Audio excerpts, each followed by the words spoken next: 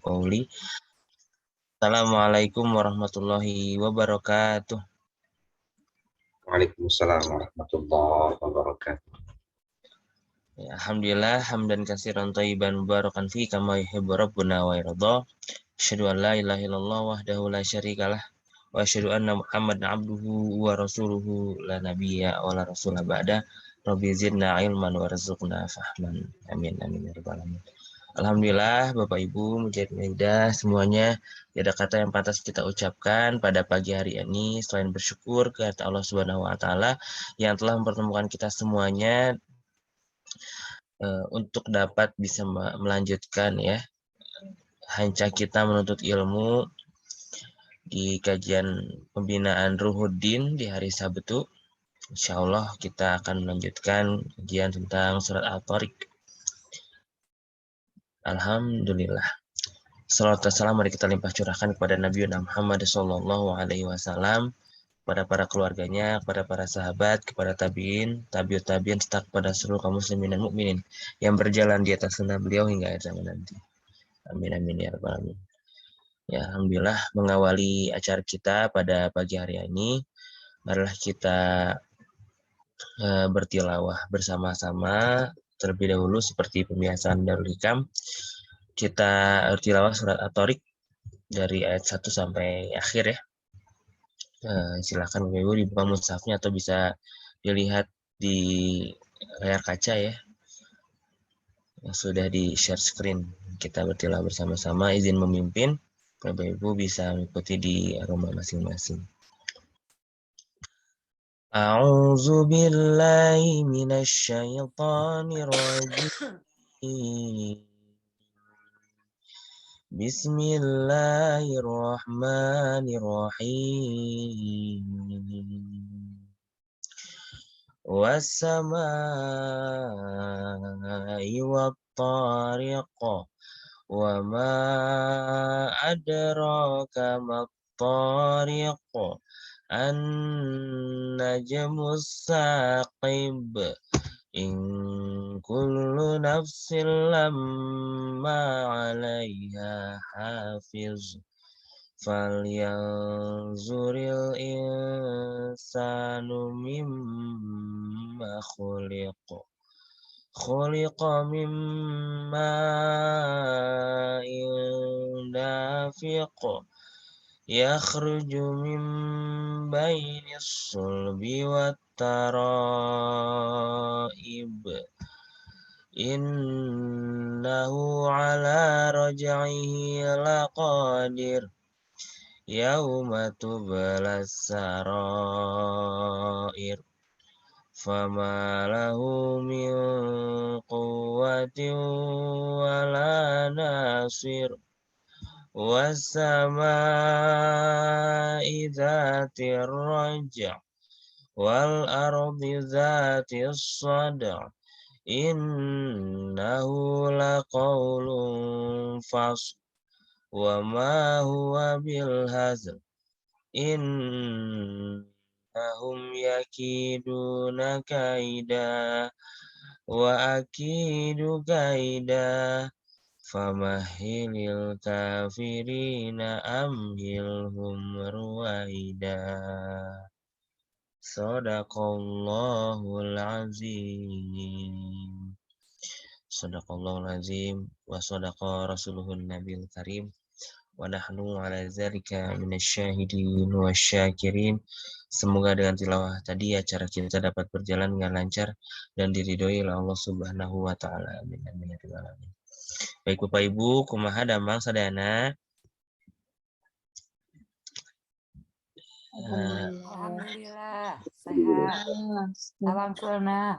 Alhamdulillah, Masya Allah.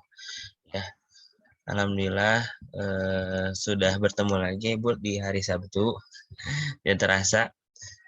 Sekarang sudah di part kedua ya di surat At-Tariq. Kita akan bersama-sama kaji bersama Ustaz Dishan. Sini izin menyapa yang on cam ada Bu Yuli, ada Bu Siti ya. Silahkan Bapak Ibu yang lain jika tidak ada halangan bisa on cam dan juga menyiapkan catatannya dan tempat terbaik ya untuk bisa mengikuti kajian kita pada pagi hari ini. Baik, sudah hadir juga Ustaz Rishan. Assalamualaikum Ustaz Rishan. Waalaikumsalam warahmatullahi wabarakatuh. Alhamdulillah. Ustaz Faisal, khair ya? Khair, kumaha Mang Ustaz? Alhamdulillah. Alhamdulillah. Baik, tanpa berlama-lama lagi mungkin ya kita langsung saja simak pembahasan kita dari Ustaz Rishan tentang materi kelanjutan. Baik, pada Ustaz Rishan, waktu dan tempat dipersilahkan. Syukran Ustaz Faisal. Bismillah. Alhamdulillah, alhamdulillahilladzi hadana li hadza wa ma kunna linahtadiya laula an hadana Allah. Asyhadu an la ilaha illallah wahdahu la syarikalah wa asyhadu anna Muhammadan abduhu wa rasuluhu wa la nabiyya ba'dah. Allahumma shalli wa sallim wa barik ala nabiyyina Muhammadin wa ala alihi wa ashabihi wa man walah wa ba'd. Bapak Ibu, ikhwah fillah, mujahid mujahidah, para pejuang kuliah subuh di rutin kita hari Sabtu. Pertama, ucap syukur kehadirat Allah Subhanahu wa taala yang telah berikan begitu banyak nikmat sehingga kita masih diberikan seperti kondisi saat ini, dalam keadaan sehat walafiat, dalam keadaan beriman, dan dalam keadaan sedang menuntut ilmu. Dan juga saya ucapkan terima kasih, syukur, bagian dari syukur kepada manusia, kepada Bapak Ibu mujahid mujahidah yang terus masih semangat begitu ya mengkaji juz 30 yang sekarang sudah ke surat ke-86, surat At-Tariq, dan juga bagian yang kedua setelah sebelumnya kita membahas di bagian pertama berkaitan manusia. Kalau yang masih ingat bahwa Allah bersumpah terhadap makhluknya, yaitu bintang yang disebut dengan Al-Tariq, bintang yang cahayanya menusuk tiba-tiba, ya. Yang kemudian di antara isi sumpahnya adalah tentang bahwa manusia ada hafiz, ada penjaga. Saya ucapkan terima kasih. Kita akan melanjutkan kajian lanjutannya dari surah At-Tariq ini. Bapak Ibu sekalian, ini mudah-mudahan menjadi semangat kita.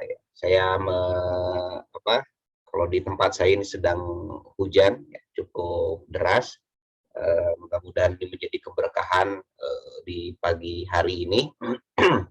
Mudah-mudahan juga ada sebuah hadis yang menyebutkan bahwa di antara makom waktu, ya, makomnya tapi makomuliz zaman, tempat yang mustajab doa adalah ketika turun hujan. Maka ketika turun hujan jangan kita mencercanya, jangan kita mencelaknya, tapi ucapkan mudah-mudahan Allahumma shayban nafi'an, curahan hujan ini menjadi manfaat buat kita semua, dan kita senantiasa berzikir kehadirat Allah Subhanahu wa taala dan disertai dengan doa kepadanya. Mudah-mudahan ini menjadi salah satu wasilah diijabahnya doa kita, harapan kita, sehingga kita mendapatkan apa yang kita inginkan sesuai dengan apa yang Allah ridhoi. Amin amin ya Allah ya rabbal alamin. Terus terang saya berterima kasih sekali kepada DPU ya. Jumatnya ini kalau subuh-subuh itu jadi mengingatkan memori lama ya. Kalau dulu ngaji subuh ada Ustadzul MZ yang putarnya bolak-balik ya, itu lagi Ustadz Ghazali. Kalau saya waktu masih kecil itu ya Ustadz Ghazali, kesini kalau di Bandung karena saya dulu sejak kecil sudah di Garut. Ustadz kalau di Bandung mungkin ada beberapa Ustadz yang lain khas ya. Nah, ngaji subuh jadi seperti itu Ustadz Faisal, jadi seperti ngaji subuh gitu ya, meskipun dalam di off can count gitu, jadi sambil beraktivitas mungkin Bapak Ibu, tapi mendengar sekali, menyimak sekali ya kuliah-kuliah hari Jumat, hari Sabtu oleh DPU ini. Jadi alhamdulillah, mudah-mudahan semangat subuh ini terus kita awali dengan menuntut ilmu. Baik Bapak Ibu sekalian, silahkan yang sudah membuka Al-Qur'annya, kita akan melanjutkan di ayat kelima sekarang. 1 hingga 4 sudah dibahas pada pertemuan sebelumnya, dan ayat kelima ini sebetulnya masih bagian dari sumpah yang kemarin Allah sampaikan, isi sumpah yang kemarin Allah sampaikan. Ketika pertemuan sebelumnya Allah menyampaikan sumpah dengan At-Tariq, yaitu An-Najmus Tsaqib, bintang yang bersinar tajam, ya, bersinar, bercahaya. Kita tahu bintang itu memancarkan cahaya. Dan yang kemudian Allah isi sumpahnya yang kemarin, yang pertama itu berkaitan dengan bahwa manusia, setiap manusia, in kullu nafsin, setiap nafas, ya, lebih rinci, setiap jiwa yang hidup berarti itu ada penjaganya. Dan kita memahami kemarin ternyata penjaga itu punya dua makna, sebagai pengawas dan muaqibat, malaikat-malaikat yang mengawasi. Ada juga sebagai muhafiz atau hafiz, penjaga dari keburukan-keburukan yang mungkin akan menimpa kita. Apa implikasinya kalau kita meyakini ada pengawas, berani kita berbuat jelek? Oh, tidak begitu ya, tidak akan berani. Ya. Berani kita untuk berbuat sewenang-wenang atau berbuat zalim meskipun tidak ada yang melihat. Ya. Berbuat zalim, pikir dia tidak akan memberikan pengaruh buruk kepada dirinya atau yang lain. Kadang-kadang kita berpikir diri kita sendiri, ya, nggak apa-apalah, yang penting kita nggak rugi. Lakukan saja kezaliman itu. Yang memungkinkan itu kerugian akan ditimpakan kepada orang lain. Tapi ketika kita berpikir, yang penting saya, kadang-kadang kita punya pikiran itu.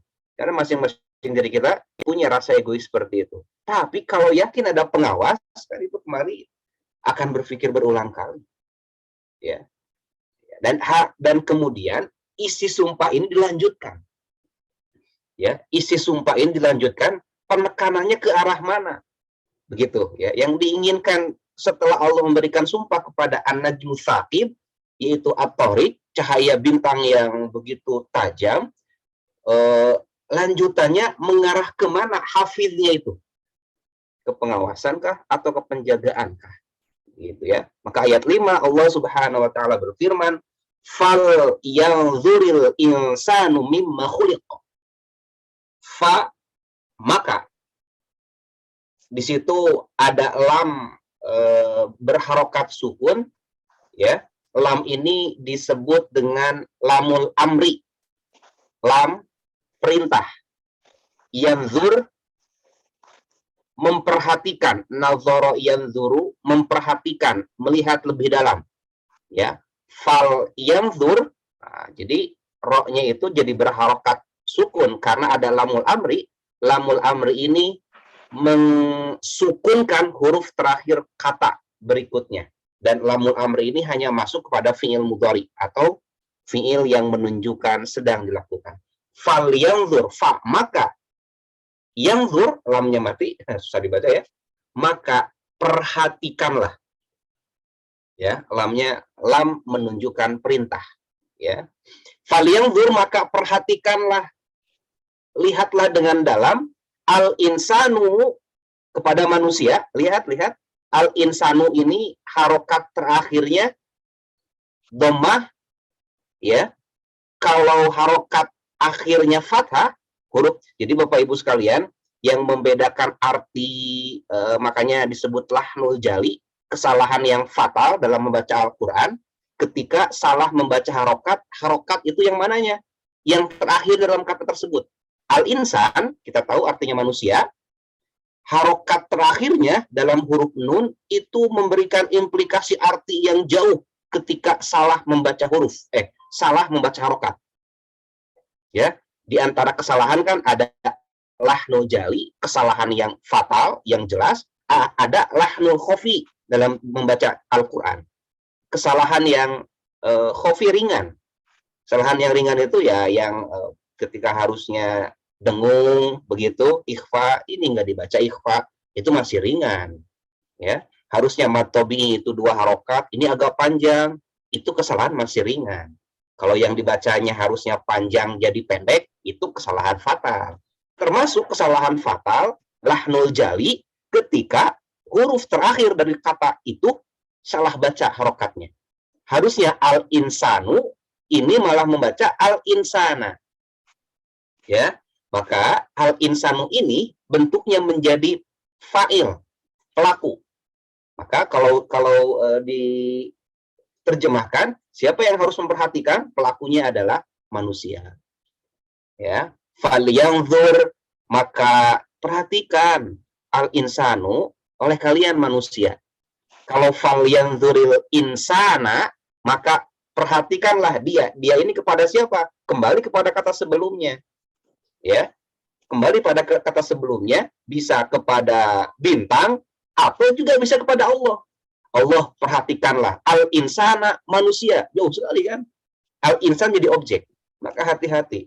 Makanya para guru Quran diantaranya ketika mengetes, diantara yang harus diperhatikan, huruf harokatnya itu dibaca dengan betul atau tidak. Ya.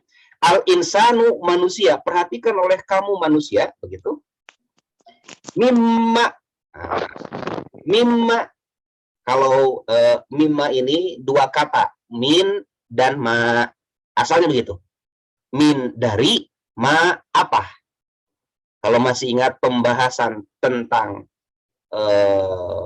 an-naba, kalau ada ini digunakan ya, digabungkan, diidghamkan, mimma, kalau ada min dan ma digabungkan, ada huruf jar, min itu huruf jar, digabungkan dengan ma, kata atau huruf ma, mim alif, ya, kemudian alifnya dibuang, maka itu artinya menjadi ma istifham. Ma-nya bermakna pertanyaan. Ma ini punya dua makna, Bapak Ibu sekalian. Pertama, ma itu artinya pertanyaan, apa, juga ma mausul, ma kata sambung, artinya apa-apa. Beda. Ya. Ma pertanyaan apa, ma mausul, ma kata sambung apa-apa. Ya. Biasanya ma istifham, ma mausul ini, ma ini masuknya kepada sesuatu yang tidak berakal. Ya, biasanya rata-rata. Makanya kalau melakukan sesuatu itu kan pasti dilakukan berakal, ya. Maka selalu pakai za. Madza taf'al, ya. Tapi ketika menanyakan apa yang kamu lakukan, karena yang dilakukan pasti orang berakal, yang melakukannya manusia, ya. Tapi ketika menanyakan benda apa ini, jangan pakai za. Misalkan ma hadza, ma hadza, misalkan ya, hadza Al-Quran, ma hadza, langsung ke bendanya, karena Al-Quran benda mati, tidak berakal. Ma di sini karena dibuang alifnya seperti kalimat amma yatasaalun, ma-nya dipendekkan, tidak ada alifnya, maka artinya adalah ma istifham. Min dari ma apa? Khuliqo diciptakan. Maka perhatikanlah dari apa oleh manusia, kita diciptakan dari apa? Terbayang ya?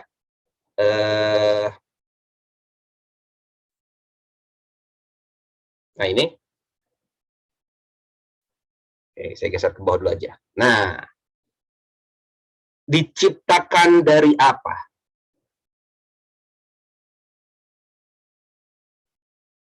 Oke, cukup.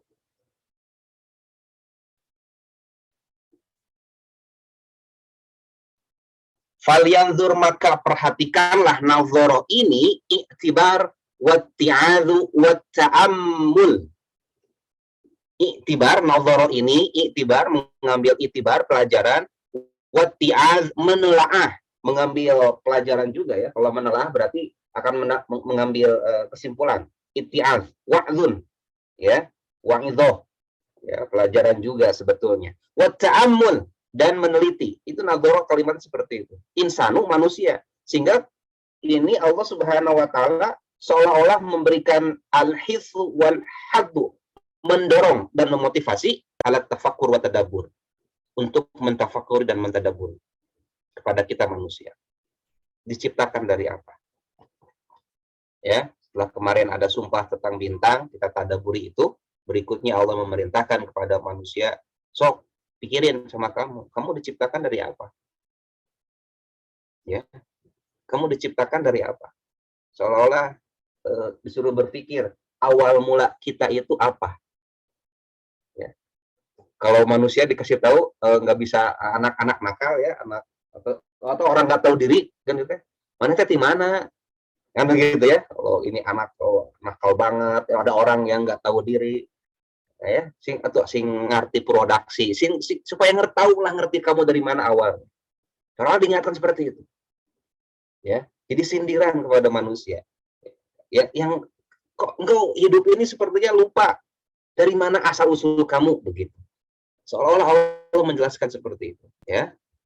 Kemudian ayat 6-nya, khuliqo, diciptakan.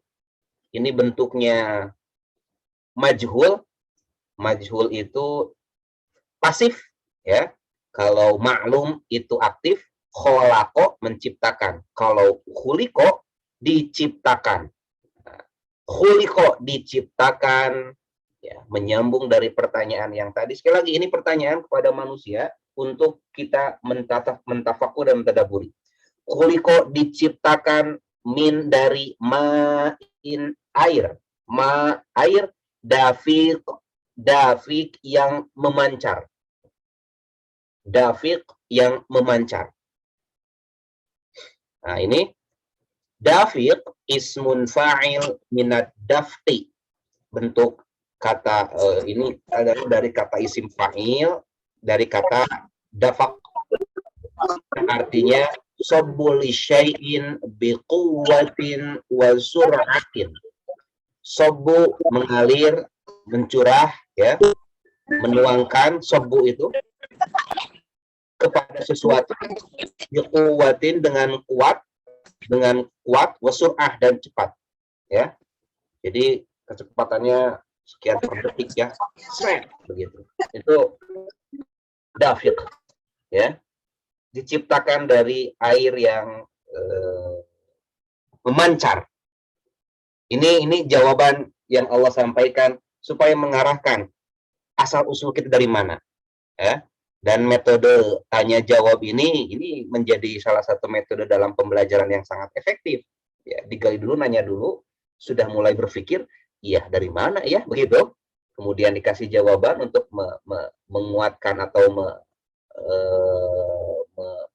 membangkitkan kedalaman berpikir. Kamu diciptakan dari air yang memancar. Air yang memancar, difikirkan lagi, ya. Ini disampaikan bahwa air yang terpancar ini adalah apa? Al-ma'ul ladzi yakhruju minar rajul wa yasubu fi rahmil mar'ah. Air yang keluar dari laki-laki, yasubu yang mengalir fi rahmil mar'ah, ke rahim perempuan. Air mani laki-laki. Sudah segini pun kita harus berpikir, air mani ini air yang hina, ya, dicuci kalau kena, padahal ahli fikih menyebutkan air mani itu tidak najis, Bapak Ibu sekalian, ya. Air mani itu tidak najis, tapi setiap kita kalau melihat ada air mani gimana? Dibersihkan. Kenapa? Jorok atuh, ya, hina. Jadi air hina disebutkan. Dari sini saja sudah menegaskan, ya. Harusnya kita sudah mulai mengerti, oh ini asal-usul kita. Tapi lebih dalam dari itu, ini menjelaskan bagaimana kita diciptakan. Bagaimana proses manusia diciptakan yang dimulai daripada air mani. Bahkan dalam surat Al-Mu'minun disebutkan, ya, lebih rinci bahwa manusia diciptakan dari saripati tanah, ya, dijelaskan sampai seperti itu.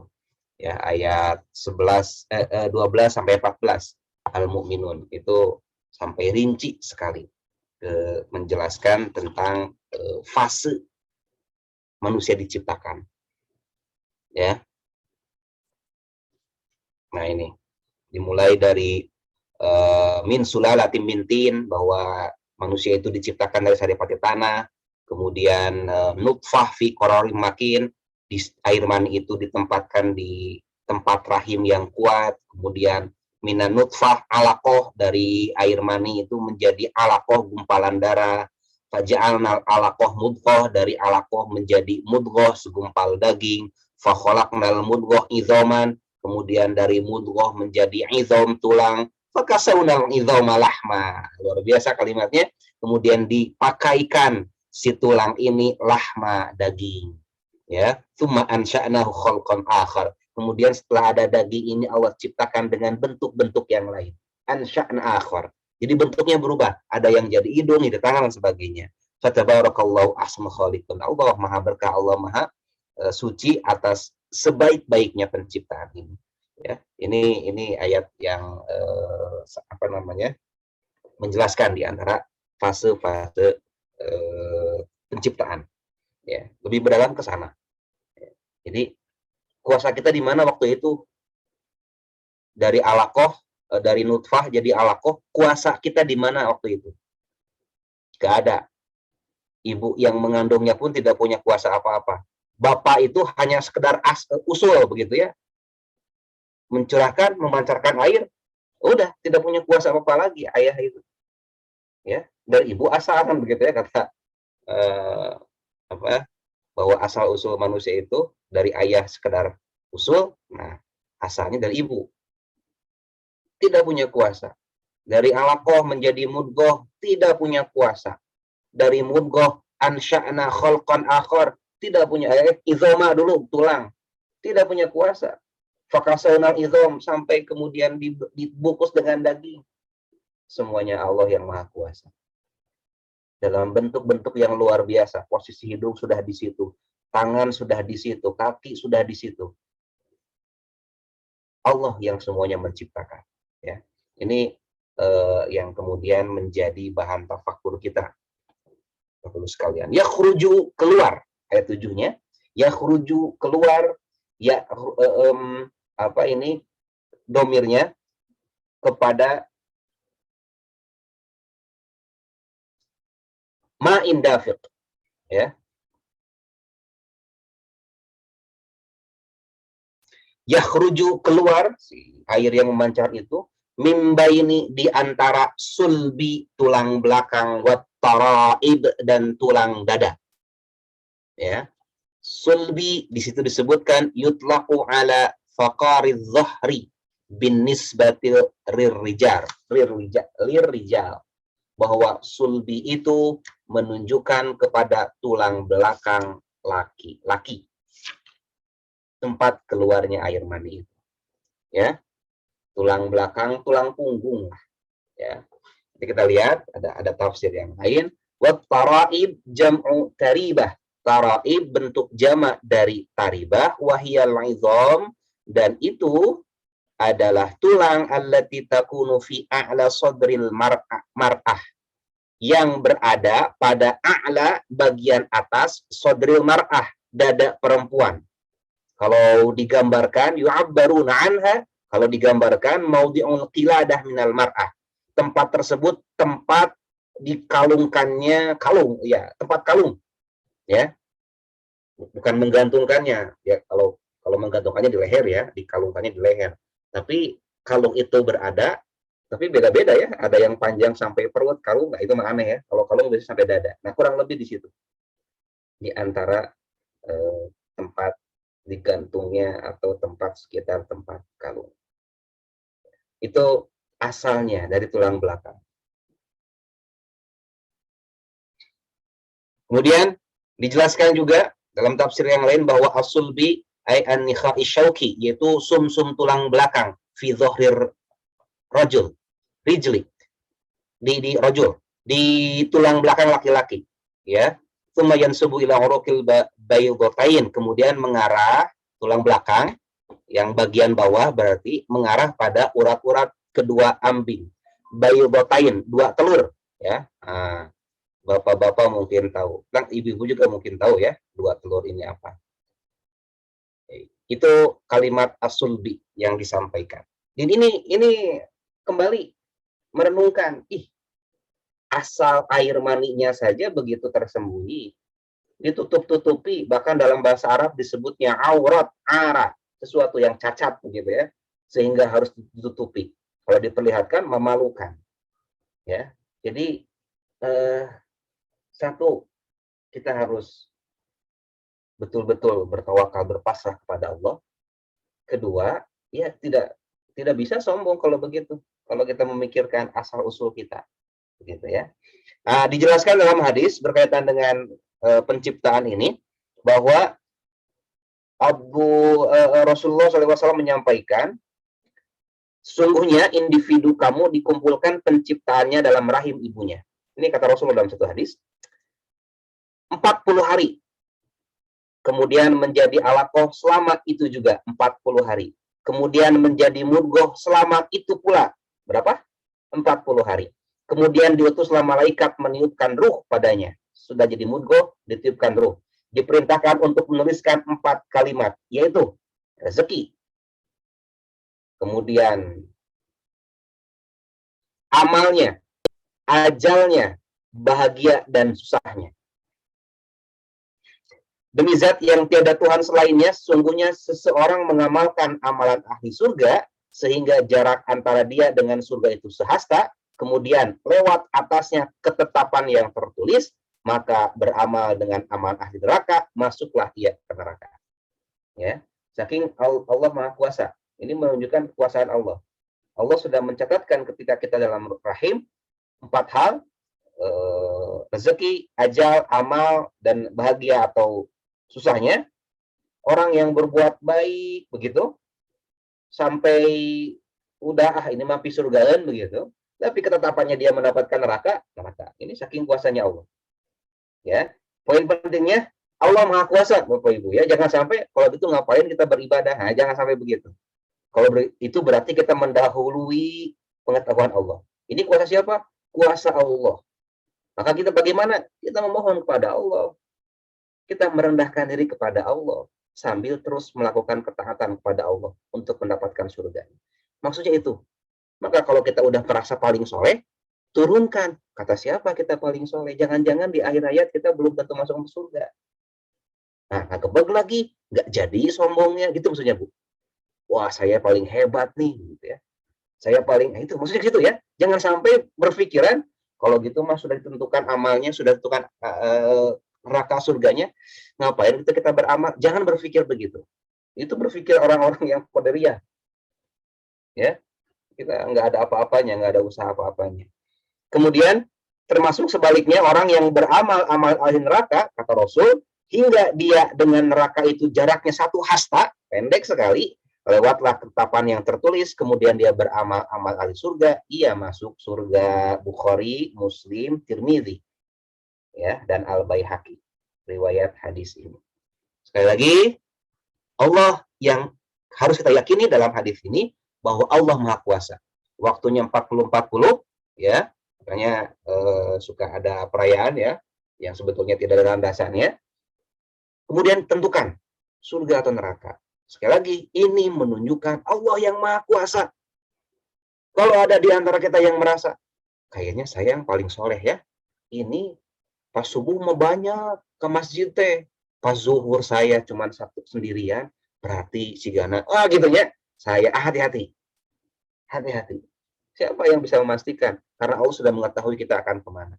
Tugas kita, segera astagfirullah, ya Allah, doa supaya kita bisa masuk surga dan ditetapkan dalam ridho Allah Subhanahu wa taala. Itu kesana ngambilnya, ya. Kesana ngambil. Jangan sampai kita berpikir, ngapain kita itu beribadah kalau Allah gitu ya. Itu melampaui pengetahuan Allah Subhanahu wa taala.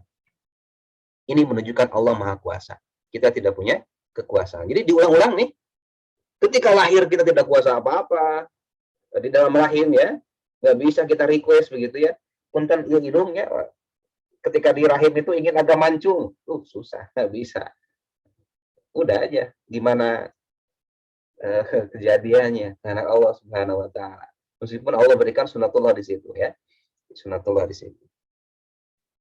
Innahu ayat 8-nya. Bapak Ibu, sebetulnya ini ayat-ayat tentang ilmu pengetahuan, betul ya? Tentang biologi. Bagus sekali kalau ini dikaji oleh Bapak Ibu guru-guru biologi, bahwa di Al-Qur'an menjelaskan tentang fase atau fase apa namanya? Kelahiran, fase manusia dalam rahim, ya.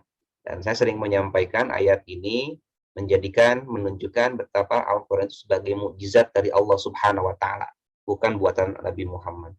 Diketahui bahwa ilmu embriologi itu kan baru diketemukan ya abad-abad belasan begitu ya. Al-Quran kan turun abad ke-7 ya. Ilmu embriologi itu pertama kali ada ketika mikroskop ditemukan Itu pun baru meneliti embriologi ayam dari telur.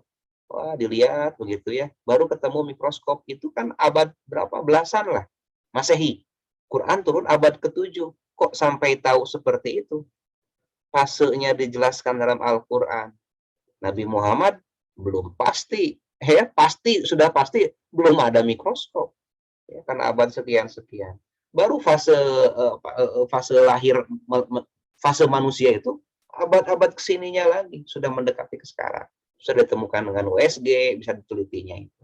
Ya, jadi menunjukkan ini kalau kita sampaikan sisi Al-Qur'annya bahwa ini Al-Qur'an mukjizat dari Allah. Mustahil buatan Nabi Muhammad. Mikroskop aja nggak tahu Nabi Muhammad, ya, tapi fase dalam rahim sampai sedetail itu. Alaqah, nutfah, alaqah, mudghah, begitu ya. Kemudian izam, fakasonal izam, faja'alna ansha'na akhar. Itu kalimat yang betul-betul menunjukkan ilmu pengetahuan secara biologi. Makanya dokter pertama dari Muslim. Ya, sebetulnya yang pertama dari Muslim. Kenapa? Karena dihafal Quran dan paham maknanya. Ayat 8, innahu, sesungguhnya ia, ala roj'ihi, kepada pengembaliannya, laqadir, sungguh maha kuasa. Diarahkan ke sana. Ya. Penciptaan, siapa yang berkuasa terhadap hal itu? Allah Subhanahu wa taala. Kita, ibunya sendiri nggak berkuasa. Ayahnya yang sekedar katanya pemimpin keluarga, hanya sekedar usul. Udah aja. Ibunya yang membawa kemana-mana, dia punya kuasa. Maka innahu, hu di sini, ibu sekalian, hu di sini, dhamir huwa, dhamir kata ganti ketiga, kembalinya kepada Allah. Ya, bukan kepada manusia, meskipun kata sebelumnya sedang membahas tentang manusia. Kalau kepada manusia, pernyataannya menjadi tidak jelas. Innahu, sungguhnya dia Allah, ala roj'ihi, hi ini domir hiya yang kedua kembalinya kepada manusia. Sesungguhnya dia Allah atas pengembaliannya, membangkitkannya, menghidupkannya manusia yang tadi, laqadir, maha kuasa. Innahu kama ansha'nal insana min ma'in mahin, bahwasanya Allah sebagaimana kuasanya menciptakan manusia dari air yang hina. Sampai kebayang kita dari air, Bu, ternyata airnya sebesar apa, ya sebanyak apa gitu. Sampai sekarang ada yang 60 kilo beratnya, ada yang, saya mah kebetulan masih langsing, ya. Ada yang lebih begitu. Ini Allah Maha Kuasa. Maka juga Allah qadirun ala i'adatihi ilal hayati ba'da mautihi. Allah pun sangat Maha Kuasa mengembalikan kehidupan setelah kematian. Ya. Ini telak langsung. Orang kafir Quraisy yang tidak percaya kehidupan. Kamu punya kuasa ketika dalam rahim. Dari sebanyak air itu, air mani tidak ada yang berat sampai kiloan. Sekarang manusia dengan tubuhnya seperti ini yang tidak mungkin ada manusia yang 1 gram. Ya, ini mal setengah kilo mungkin, begitu ya. Atau 300, ya. Ini menjadi telak. Makanya ayat ini memiliki asbabun nuzul, Ibu sekalian, Bapak sekalian. Ini asbabun nuzulnya, ya. Ayat 5 dan seterusnya diriwayatkan dari Abu Hatim, dari Ikrimah, pada kalimat falyanzur insanu mimma khuliq, merupakan ayat yang berkaitan dengan Abul Asyad bin Qiladah al-Jumahi. Nama orangnya, dia orang kafir Quraisy, Abul Asyad al-Jumahi. Kana yaqumu alal adim, dia berdiri di sebuah kulit, ya. Diceritakan kulitnya sedang dicuci, disamak, ya. Kemudian dia dengan sombongnya berkata, ya masyarakat Quraisy, wahai bangsa-bangsa Quraisy, man azalani anhu falahu kadza, maka siapa yang bisa memindahkan aku dari kulit ini, jadi kulitnya dipindahkan, begitu, maka dia akan mendapatkan ini, kasih hadiah. Wa yaqul, dan orang-orang berkata, inna Muhammadan yaz'am, Muhammad itu mengira, menyangka, menyampaikan bahwa khazanatu jahannam 19. Dia berkata begitu, bahwa Muhammad itu menyebutkan neraka jahanam itu ada 19 pintu. Fa'ana akfikum wahdi asyroh, Maka ini menjelaskan saking kuatnya, gak ada yang bisa mengambil kulitnya yang sedang ia berdiri. Maka aku menjaga sendiri 10 pintu itu. Jadi dihalanganlah aku saya 8 pintu. 10 pintu. Ya. Ya, waqfuni antum tis'ah, dan kalian sisanya 9. Jadi artinya apa? Saya paling besar, paling kuasa. Ya. Saya bisa mewakili kalian, sanggup menghalangi neraka jahanam 10. Ini sombong, ya. Abul Asyad Al-Qiladah ini sombong sampai berani menantang seperti itu. Kamu 9, saya 10 untuk menahan surga, pintu jahanam ini. Kemudian ayat-ayat ini memberikan jawaban telak bahwa manusia tidak punya kuasa apapun. Ya, diulang-ulang sampai kemudian Allah menjelaskan, Allah menciptakan kuasa, menghidupkan pun Allah Maha Kuasa. Ya, kalau bagi kita wafilah sekalian, bahwa ini menunjukkan bahwa ya kita tidak punya kuasa apapun. Yauma, ini yang pentingnya, Allah itu sudah Maha Kuasa membangkitkan, Maha Kuasa menciptakan dengan ahsanul khaliqin, penciptaan yang terbaik, juga Maha Kuasa membangkitkan. Kalau sekedar dibangkitkan tidak masalah. Tapi ayat 9. Yauma tubla as-sarair.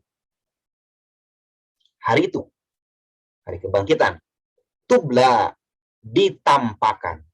As-sarair, rahasia. Nah, apa itu rahasia? Yang tidak mau diketahui orang lain.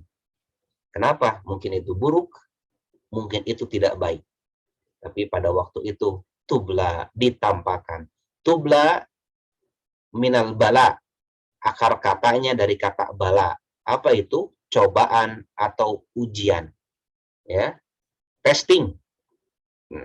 Testing itu jadi mengetahui apa yang tidak diketahui. Ya, ini anak bisa baca Quran atau tidak? Coba dites. Jadi aja tahu, kamu kan ternyata pintar baca Qurannya. Itu ujian. Testing. Tubla. Ya, maka maknanya di sini adalah al-kashfu wadz-zuhur. Tubla adalah terbuka dan tampak. Ini yang jadi masalah Bapak Ibu sekalian.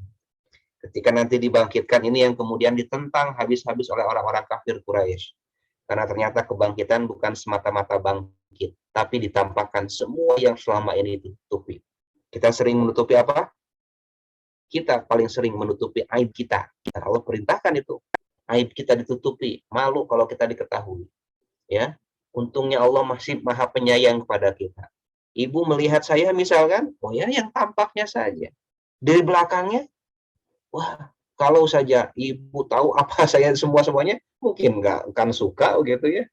Kayak ada yang banyak ditutupi oleh Allah Subhanahu wa Ta'ala. Ya, tapi pada waktunya nanti dikeluarkan semua, dibukakan semua rahasia-rahasia itu tanpa ada kuasa kita.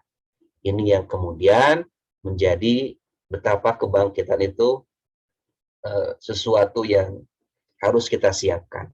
Ya, Rasul pernah bersabda berkaitan tentang kebaikan dan keburukan. Kata Rasul, al-birru, ya, husnul khuluq, bahwa kebaikan itu adalah akhlak yang baik.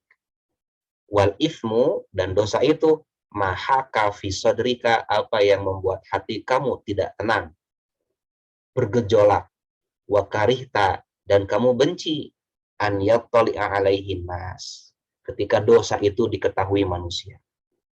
Nah, dosa itu punya 2 indikator kata Rasul. Ya, kalau kebaikan itu yang akhlak baik, itu adalah albirru, kebajikan, akhlak baik, santun, mau memberi, mau berbagi, ya. Kemudian ramah, begitu dan sebagainya, peduli, ya. Akhlak baik. Tapi yang namanya dosa, 2 indikatornya. Pertama, mahaka fi sadrika, kata Rasulullah, yang menjadikan hati kamu bergemuruh, tidak tenang. Karena hakikatnya fitrah manusia berbuat baik. Ya, ketika berbuat dosa pasti tidak tenang. Tidak ada. Meskipun kita lihat, maling tenang banget ya. Kata siapa? Menang-menangkan maneh sebetulnya. hatinya tidak akan pernah tenang. Ya, suka lihat ya, terakhir kemarin tetangga di sekitar rumah saya, kebetulan dia buka laundry kiloan begitu, sampingnya garasinya, ya sibuk mungkin, ada masuk ke garasinya, santai sekali, padahal ada CCTV, ngeluarin motor, dorong aja kayak pelanggan yang baru dari keluar, kan nggak ada yang menyangka, karena ramai kan. Tenang banget, kelihatannya tenang banget, tapi maha bisa terikat. Hatinya berdegup kencang, karena itu sebuah dosa. Dan yang kedua, ini kata Rasulullah, dan kau benci kalau orang lain mengetahuinya. Itu apa berarti? Rahasia.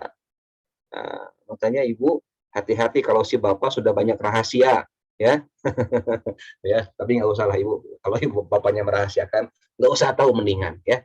Nah, mendingan nggak usah tahu, yakin percaya aja ke bapak. Insya Allah kalau si bapaknya dipercaya ke ibu, ya, mau lebih dari ke ibu, begitu ya.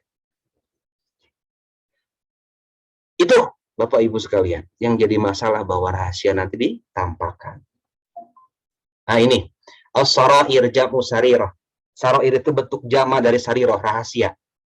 Wa huwa hiya ma asarrahun insanu min aqwalin wa af'alin wa dzarf. Semua yang manusia rahasiakan, perkataan, perbuatan ataupun kondisi, ya, dan semua itu ditampakkan. Kalimatnya sarair bapak ibu sekalian, bukan satu, ya, bukan satu rahasia, semua berbagai rahasia, bentuknya jama, tubla, ditampakkan.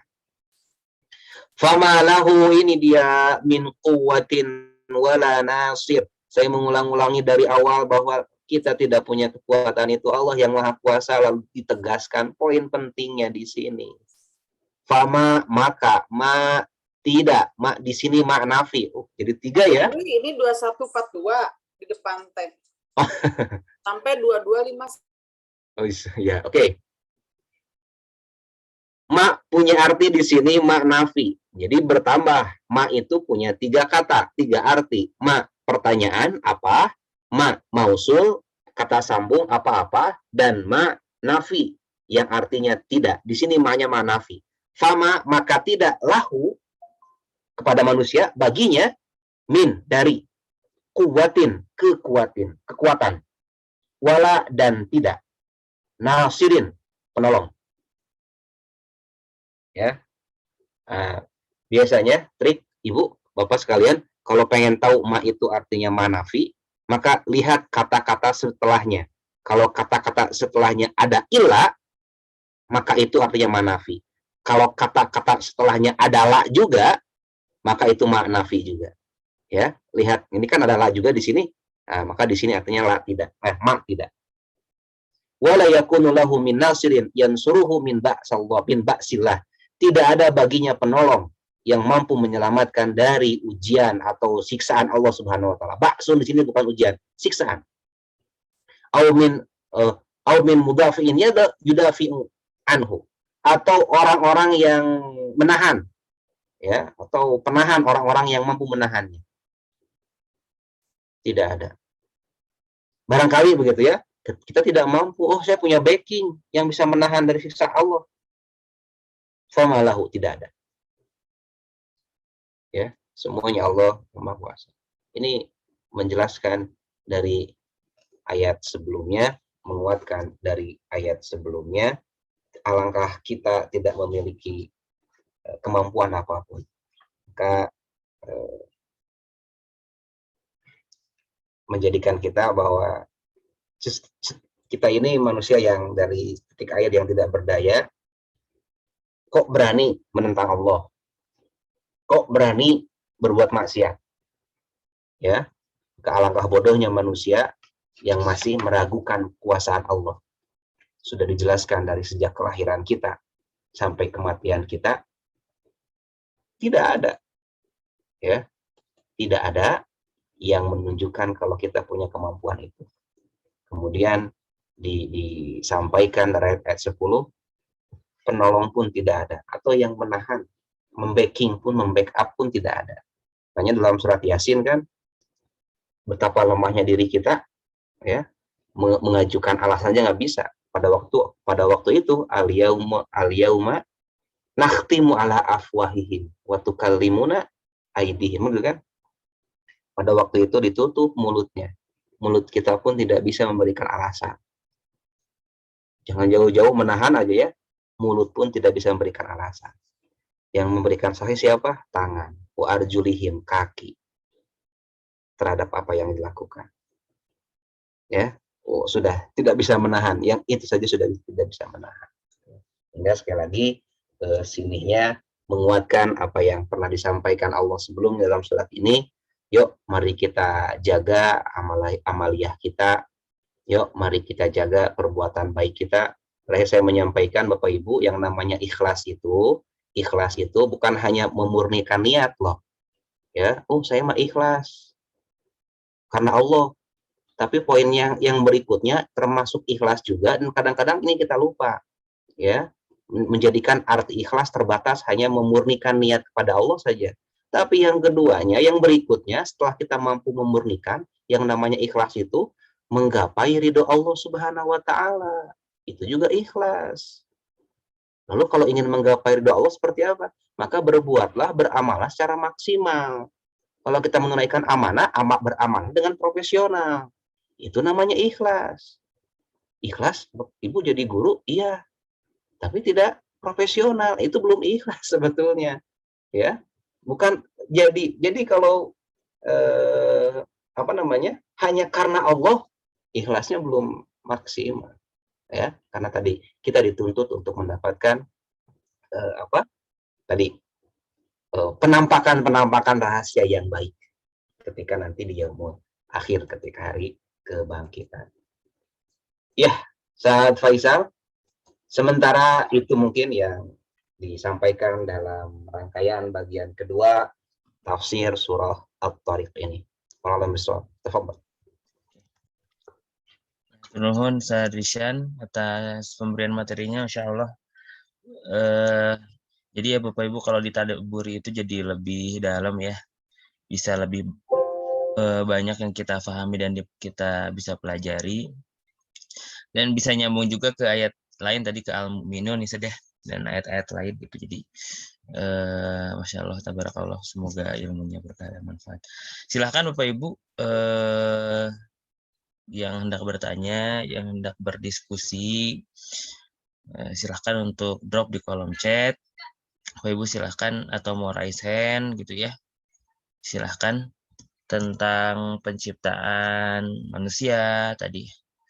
Terus ada juga hal-hal yang berkaitan dengan sesuai ini ya, sesuai judul, bagaimana dibangkitkannya juga gitu, seperti itu. Nah, mungkin ini mengawali pertanyaannya.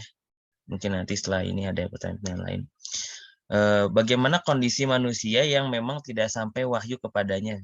Maksudnya tidak sampai hidayah kepadanya gitu ya. Misalkan dalam di zaman Nabi Muhammad SAW hingga sekarang ada orang-orang yang tidak informasi tentang Islam itu tidak sampai gitu ya. Bagaimana hisabnya nanti ketika dibangkitkan gitu ya, di akhirat nanti, entah orang tersebut di bagian negara sebelah mana gitu ya, atau kondisinya informasi tentang Islam itu ada tapi tidak sampai gitu ya ke orang tersebut. Nah itu gimana ujungnya? Ujungnya. Ya, pertama menyampaikan kondisi real saat ini, sepertinya kalau melihat kondisi saat ini yang sudah sangat masif penyebaran informasi, ya rasa-rasanya kecil kemungkinan jika belum ada dakwah Islam yang masuk. Ya, belum ada dakwah. Tapi mungkin saja kalau ada pun ada, kita menjawab secara hukum, bagaimana kalau ada sekelompok orang yang belum menerima dakwah, maka ini termasuk yang Allah sampaikan, wa ma kunna mu'adzibina hatta nab'atsa rasula, bahwa kami tidak akan menyiksa ya, tidak akan memberikan hisab keburukan kepada satu umat yang belum sampai utusan Rasul kepadanya. Ya, maka orang-orang yang seperti ini Allah tidak akan memberikan siksa. Ya, Allah berikan selayaknya fitrah manusia pada awalnya. Tapi sekali lagi, kondisi real saat ini sepertinya mungkin tidak ada yang belum belum yang menerima dakwah Islam. Ya, belum ada yang mungkin tidak ada ya. Pasti semua sudah tahu tentang kebenaran Islam.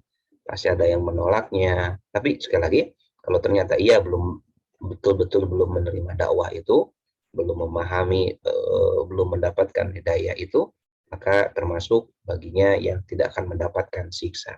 Ya, karena ada istilah zamanul fatrah, ya. Ketika Rasulullah SAW belum diutus, begitu, ada orang-orang yang hidup pada zaman-zaman yang Nabi belum diutus, begitu. Karena nabi-nabi sebelumnya itu hanya kepada umat-umat tertentu, begitu. Nabi Isa kepada Yahudi, Bani Israel, gitu ya. Hanya pada umat-umatnya itu Nabi Soleh kepada kaum Ad, kaum Samud, begitu. Nabi Hud kepada kaum Ad, begitu.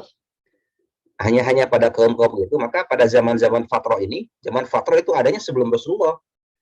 Karena Nabi itu hanya terbatas pada umat-umatnya saja. Maka orang-orang seperti itu termasuk orang yang tidak akan mendapatkan siksa. Zamanul fatrah. Tapi Nabi Muhammad sudah diutus seluruh alam. Dan saat ini Allah dengan kuasanya telah membuktikan bahwa informasi itu mudah untuk diakses dimanapun. Tersebar informasi itu bukan lagi hitungan detik, mungkin bukan lagi lama, detik pun sudah nyampe, sedetik pun sudah nyampe informasinya, dakwah ini, ya. Maka sepertinya tidak mungkin, ya. Dan saat ini tidak bisa lagi disebut dengan zamanul fatrah. Setelah Nabi Muhammad sudah tidak ada zamanul fatrah. Nah, orang-orang yang zamanul fatrah tadi itu yang tidak termasuk mu'adzibina, yang tidak akan termasuk orang-orang yang disiksa. Tapi ada berikutnya lagi, rufi al-qalami, hadisnya diangkat kolam, ya, tidak tercatat amal baik atau buruknya sekalipun. Kalau amal buruk biasanya pasti kan harusnya mendapatkan siksa. Nah, ini pun tidak tercatat. Siapa itu? Orang gila. Nah, ya, mau didakwahin seperti apapun orang gila, ya tidak akan bisa masuk. Sholat yuk. Nah, susah begitu ya. Kecuali kalau apa namanya, ya tidak idiot, ya tidak gila begitu ya. Nah, orang gila termasuk yang tidak akan mendapatkan siksa. Begitu saat Faisal. Yang lainnya akan dihisab, ya, sebagaimana hisab orang-orang sebelumnya yang mendapatkan dakwah Rasulnya. Kalau alam besar. Oke, insyaallah, tabarakallah. Jadi parameter hidayah sampai itu apakah ada orang yang menawarkan Islam, ini Islam, hayu, atau cukup dengan adanya informasi-informasi, kan kalau misalkan di sosial media atau apa kan itu informasi tersebut tuh tidak secara directly hard selling untuk untuk mengajak gitu. Iya, betul. Tidak. Itu bagaimana, Ustaz? Ya, tidak, ya ketika Rasulullah sudah diturunkan sebetulnya ini untuknya seluruh umat manusia. Nah, meskipun misalkan tidak ditawarkan langsung, dia lahir misalkan ya. Nah, dia tidak pernah ada orang yang menawarkan masuk Islam, yuk. Nah, begitu ya. Tidak harus begitu. Tetapi informasi saja bahwa ada Islam, nah, harusnya dia mencari tahu Islam itu atau menerima Islam itu. Harusnya seperti itu. Ya, jadi hukumnya tetap kena meskipun tidak ada yang menawari secara langsung, hard selling begitu ya. Itu tetap kena saat ini. Karena hakikatnya Rasulullah sudah diutus kepada seluruh umat manusia, ya. Termasuk yang ada misalkan kalau ada di pedalaman sama sekali, nah itu mungkin bisa disebut yang tidak mengena, ya. Tidak pernah mengetahui, dia pun akhirnya tidak beragama apapun. Akhirnya ya, atau beragama apa yang ia temui. Nah, tapi masih ada nggak yang seperti itu? Nah, kalau ada ya, maka itu kena yang tadi, kena termasuk orang yang meskipun bukan zaman fatrah, ya, karena sudah tidak ada lagi yang tidak didakwahi atau tidak ada lagi nabi lagi begitu ya. Semuanya nabinya sama, Nabi Muhammad. Tapi memang itu belum sampai dakwahnya, belum sampai ada orang yang agamanya tidak tahu dia.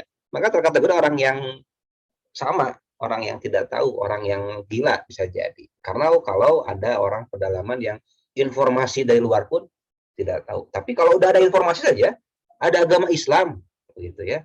Ada agama Islam, sudah diturunkan Nabi Muhammad. Ya, itu sudah termasuk, Faisal. Ya, Masya Allah, tabarakallah. Jadi kalau secara teknis malah supaya bisa lebih konkret gitu ya. Ya tadi penawaran-penawaran kayak gitu bisa dilakukan ataupun dengan konten-konten ya share-share kayak gitu ya.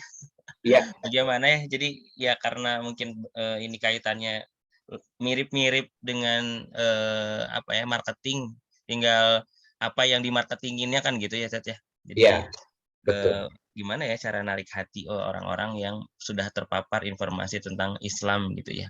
Jadi karena jika masih belum dalam konteks tahu dengan urgensi Islamnya itu, jadi bisa jadi hanya sebatas informasi yang di scroll saja. Nah, iya begitu, betul. Ada Islam, ya udah gitu ya. Jadi PR juga bagi kita mungkin yang di ranah dakwah gitu untuk bisa menyampaikan hidayah dengan cara yang terbaik atau ilmu agama itu. Setidaknya dengan akhlak, misal ya. Iya. Nah, dengan akhlak yang baik saja minimal itu untuk menunjukkan ya ini dakwah kepada mereka begitu. Atau setidaknya dengan berprestasi saja ya. Siapa itu Muhammad Salah kan menjadi gambaran di Eropa. Oh, Islam itu begitu jadi begitu. Benzema yang gitu kan. Nah, setidaknya itu bagian dari dakwah. Oh, Islam ya. Nah, jadi dapat kena gitu. Dan termasuk ini sampai anak kecil ya. Nah, orang gila anak kecil kan masih Rufi'ul Qalam. Nah, bagaimana kalau anak kecilnya anak keturunan kafir misalkan, orang kafir, anak kecil belum balik misalkan meninggal. Nah, ini bagaimana? Kalau ya di akhiratnya ya mendapatkan ayat yang tadi, dia tidak akan dapat disiksa. Tapi kalau dunianya tetap saja dia tidak disalatkan gitu ya karena ikut orang tuanya. Tidak di ini kan. Tapi ya anak kecil tidur ya, tapi nggak ada orang yang tidur terus-terusan ya. 3 ya, Rufi'ul Qalam yang salasin. Ya. Diangkat kolam itu 3 orang gila sampai dia sadar, orang tidur sampai dia bangun, anak kecil sampai dia balik.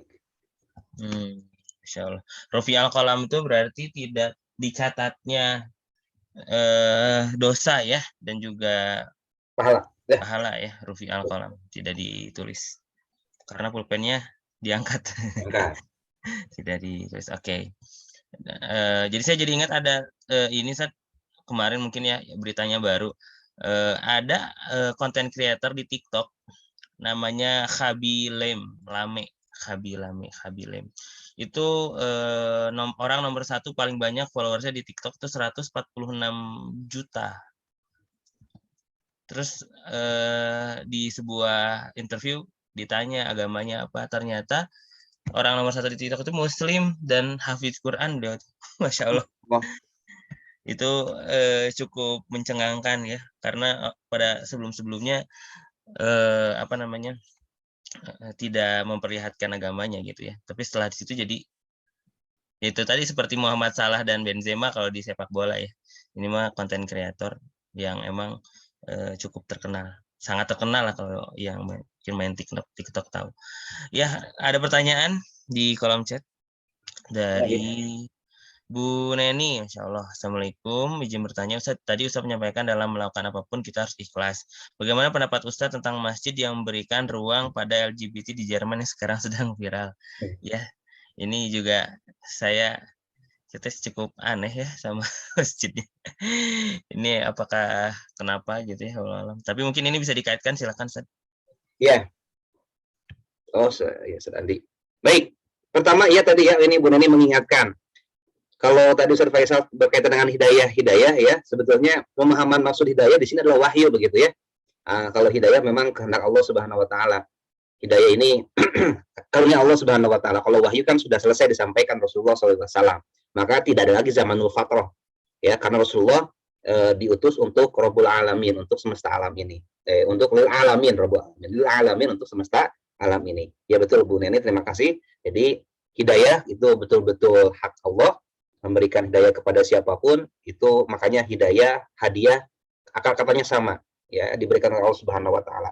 Tetapi kita bisa mencapainya kayak hadiah.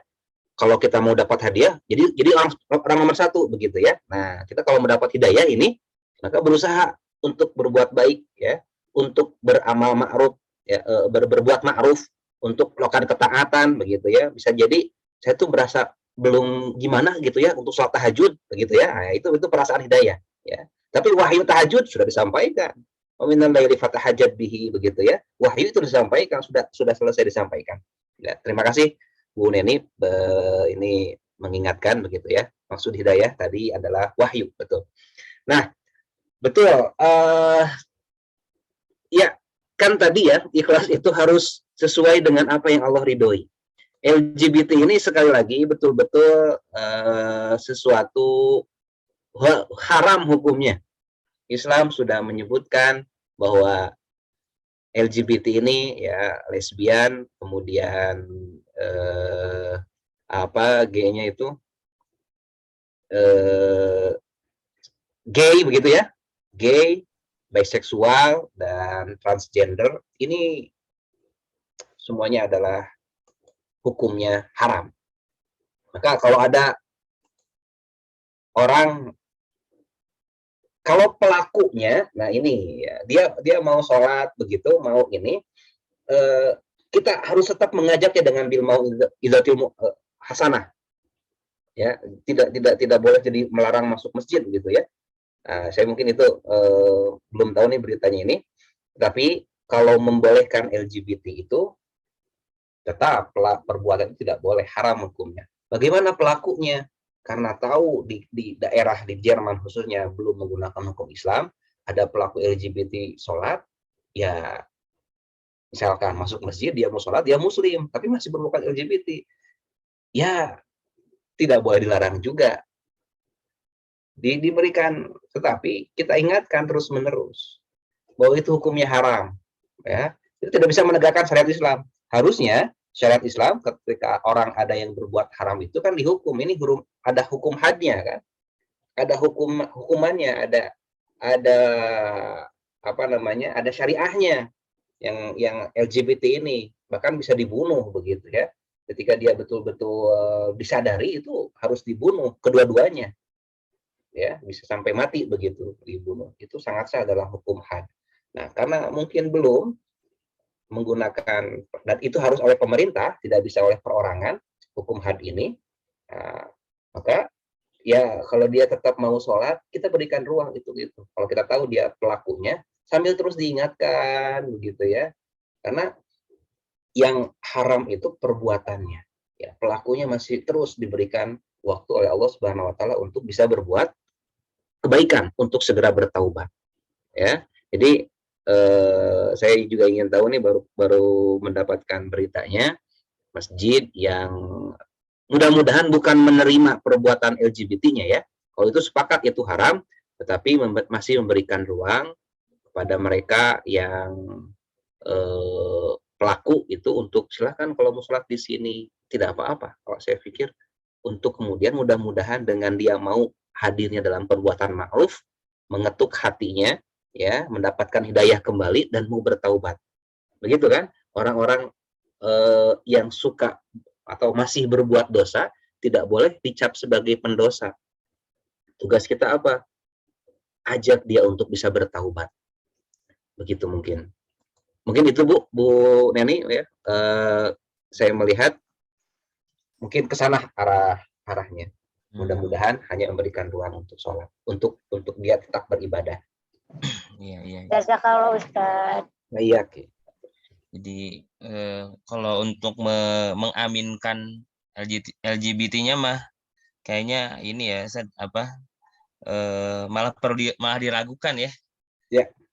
Dan apa namanya, saya sering terngiang-ngiang oleh Pak Sodik. Nah, ulama itu kalau ngebahas ya perbuatan sholat berani, tapi kalau menyatakan haram, nah itu kan para khotib tidak berani. Nah, saya pernah ngebahas zina, ya di khutbah Jumat tentang zina, ya betapa haramnya zina di masjid dekat Universitas Parahyangan. Oh, itu mahasiswanya Islam itu semua. Oh, saya ngebahas tentang zina begitu ya, tapi karena bersemangat tentang ini, termasuk LGBT. Itu hukumnya haram ya, dari sisi manapun tidak boleh terlarang.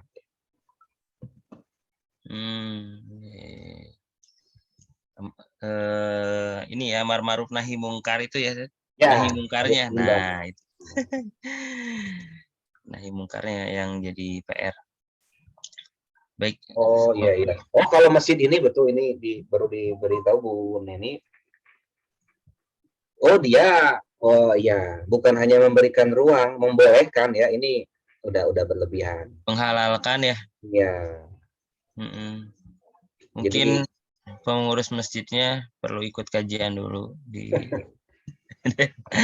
Iya, Masya Allah. Ya ini tidak dibenarkan, Wallahu alam ya. Kalau kita harus ke sana nanya kenapa sampai memasang bendera pelangi ya, sampai menuliskan khawatirnya menjadikan diviralkan dan diartikan statement umum umat muslim saat kalau gitu, karena begitu, masjid sebagai simbol umat muslim nih loh. Nah, mereka pun menghalalkan dan segala macam.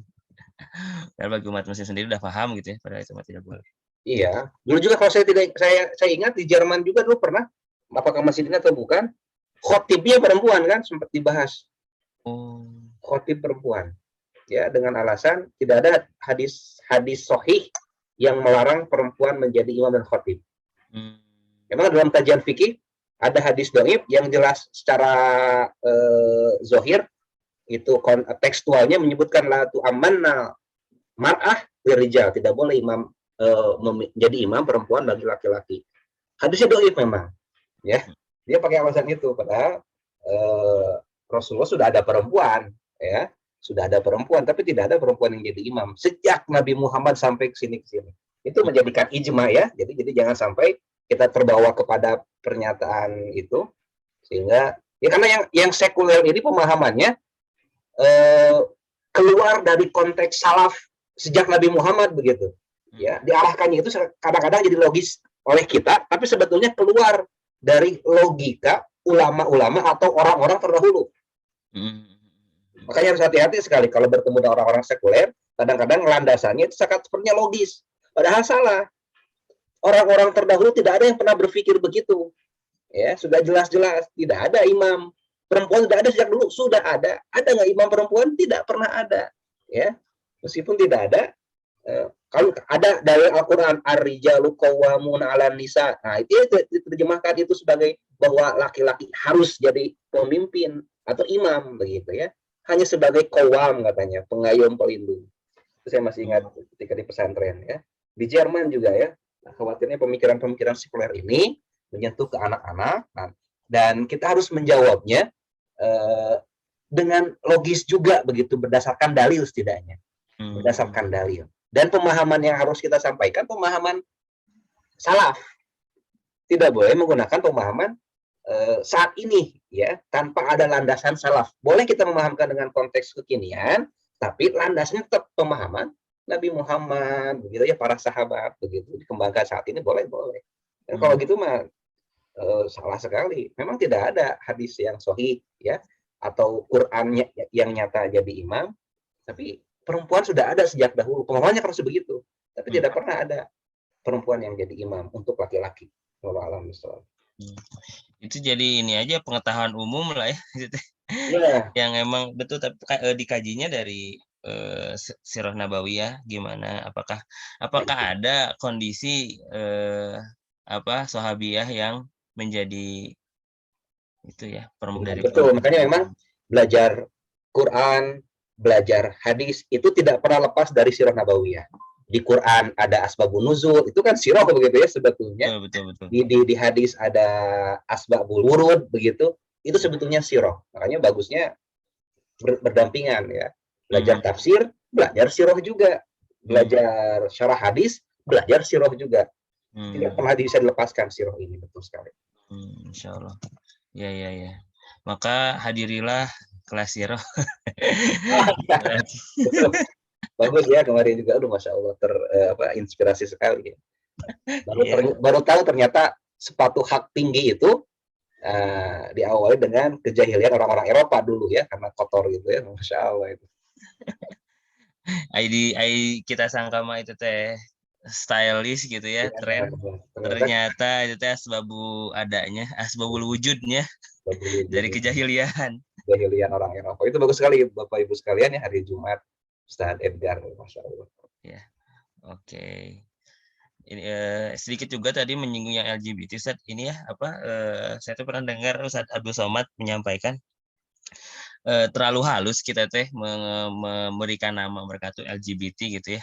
Asa jadi sebuah brand yang baru dan tidak berdosa gitu. Cobalah kita biasakan ini punten. Biasakan dengan menyampaikan mungkin edukasi kepada orang-orang yang paham LGBT itu ya lebih mengungkapkan hal-hal yang hinanya gitu tadi. Yeah. Jadi orang itu ngeri dan males dan hoream gitu ya terhadap perilaku tersebut gitu ya. Tapi ini memang perlu disampaikan di forum yang tepat gitu ya. Gitu. Jadi biar kita tidak mengaminkan saja gitu, melabeli kayak sesuatu yang normal dan lain segala macamnya gitu. Betul. Iya, betul. Dari namanya juga harus dibuat nama yang menakutkan ya. Ya, betul. Betul. Ya. Iya. Buatan liwat. Oke. Siap. Mangga Bapak Ibu, apakah ada yang mau bertanya lagi ya, diskusi silahkan. Sambil ini juga ya, mungkin diingatkan bagi Bapak Ibu yang belum absen silakan absen, yang hendak untuk berinfak sedekah silakan di rekening yang sudah ada. Ini alhamdulillah DPU sudah ada rekening BSI. Mungkin ya yang pakai rekening BSI jadi lebih mudah, ini muamalah juga ada. Alhamdulillah. Baik, jika tidak ada lagi Ustaz, boleh kita cukupkan saja. Mungkin boleh kita mungkin Mbak dari Ustaz Rishan ada penutup silakan. Baik, terima kasih Faisal, terima kasih Bu Neni ya atas pertanyaan dan pengingatnya, juga Bapak Ibu sekalian saya ucapkan terima kasih. Kalau kita mengambil kesimpulan dari pembahasan ayat pada kesempatan kali ini betul-betul menjelaskan dari mana kita berasal, menjelaskan tentang awal penciptaan manusia ya, dari air yang hina sampai sempurna kita saat ini menjadikan bukti Allah Maha Kuasa. Apalagi nanti ketika kita sudah meninggal, pasti Allah sangat kuasa untuk dibangkitkan. Yang jadi masalah berikutnya, bahwa kalau sekedar dibangkitkan mungkin tidak masalah, senang-senang aja kalau kita dihidupkan lagi. Tapi masalahnya ketika nanti sudah dibangkitkan, kita diminta pertanggungjawaban. Ya, kita akan ditampakkan semua rahasia-rahasia. Dan pada waktu itu laisa famalahu min quwwatin wala nasir. Ini yang penting. Tidak ada kekuatan yang mampu menolong, tidak ada kekuatan yang mampu menahan. Itu hanya dari Allah Subhanahu wa taala. Maka pesannya mari kita sama-sama terus berupaya menjadi baik ya. Poin tadi bahwa ikhlas itu bukan hanya karena Allah, tapi memaksimalkan ikhtiar kita sebaik-baiknya. Kira-kira pertanyaannya yang harus terus diulang, kira-kira Allah ridho tidak? Ya, kira-kira Allah ridho tidak? Maka terus ini kita ulang, sehingga mudah-mudahan dengan senantiasanya kita taqarrub kepada Allah, Allah berkenan menjadi penolong kita di yaumul akhir nanti. Sekali lagi terima kasih dan mohon maaf apabila ada khilafan. Wallahu a'lam bishawab. Alafu minkum wastaghfiru li wa lakum billahi fisabilil haq. Assalamualaikum warahmatullahi wabarakatuh. Waalaikumsalam warahmatullahi wabarakatuh. Jazakumullah bil jannah Ustaz Rishan. Baik. Mari kita luruskan niat dan sempurnakan maksimalkan ikhtiar kita. Ya, mari kita tutup Bapak Ibu kajian tafsir pada pagi hari ini dengan bersama baca alhamdulillahirabbil alamin dan doa kafaratul majlis. Subhanakallahumma wa bihamdika asyhadu an la ilaha illa anta astaghfiruka wa atubu ilaik. Assalamualaikum warahmatullahi wabarakatuh. Assalamualaikum warahmatullahi wabarakatuh. Bismillahirrahmanirrahim. Assalamualaikum warahmatullahi wabarakatuh. Ustaz. Assalamualaikum. Waalaikumsalam. Nuhun, Pak Ustadz. Assalamualaikum. Halo, Ustaz Iza. Assalamualaikum. Assalamualaikum. Nuhun Pak. Ustaz, Assalamualaikum. Terima kasih atas kehadiran Anda. Kami mohon maaf bila terjadi ketidaknyamanan atau terdapatnya kekurangan selama sesi kelas berlangsung. Sampai jumpa di rangkaian berikutnya. Wassalamualaikum warahmatullahi wabarakatuh. Terus ada Ana izin